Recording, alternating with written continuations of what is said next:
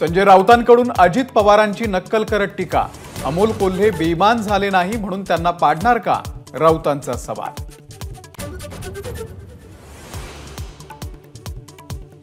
2024 मध्ये मोदी पुन्हा पंतप्रधान होणार नाही, संजय राऊत यांचं वक्तव्य।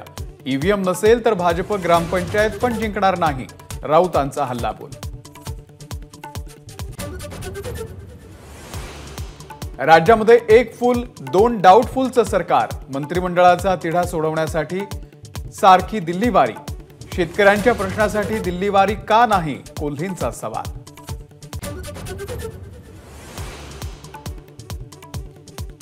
काँग्रेसच्या प्रमुखांकडून अजून जागा वाटपाचा कोणताही प्रस्ताव नाही। राष्ट्रवादीशी जागा वाटपाचं जवळपास निश्चित, वंचित संदर्भात येत्या 2 दिवसात निर्णय, उद्धव ठाकरेंचं स्पष्टीकरण।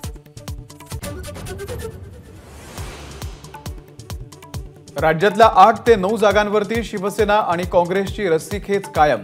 मुंबईतल्या 3 जागांसह अमरावती आणि शिर्डीवरती दोन्ही पक्षांचा दावा कायम।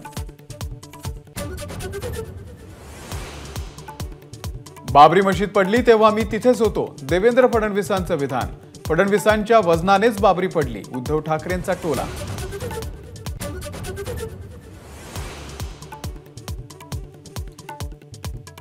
राम मंदिर सोहळ्याचं निमंत्रण अजून आलेलं नाही।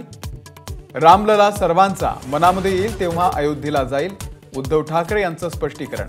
फडणवीसांना लखनौ केस अभ्यासण्याचा सल्ला। पंतप्रधान मोदींच्या हस्ते अयोध्या धाम रेल्वे स्टेशनचं लोकार्पण।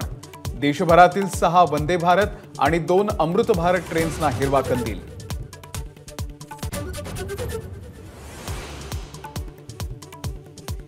बावीस जानेवारीला देशभरामध्ये आनंदोत्सव साजरा करा, पंतप्रधान मोदींचं आवाहन। मकर संक्रांतीला सर्व तीर्थस्थळांवरती स्वच्छता मोहीम राबवण्याची घोषणा।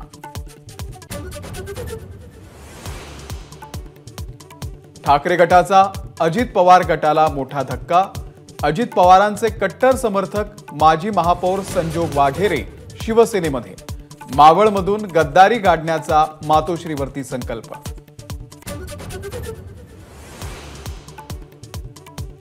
नागपूर बँक घोटाळा प्रकरणामध्ये माजी मंत्री सुनील केदार यांना मोठा धक्का। केदार यांचा जामीन अर्ज कोर्टानं फेटाळला।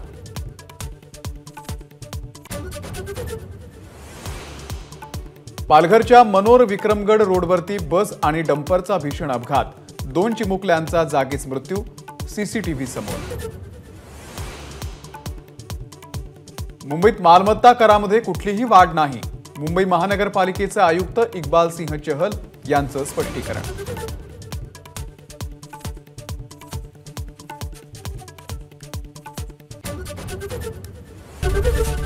एबीपी माझा, उघडा डोळे बघा नीट।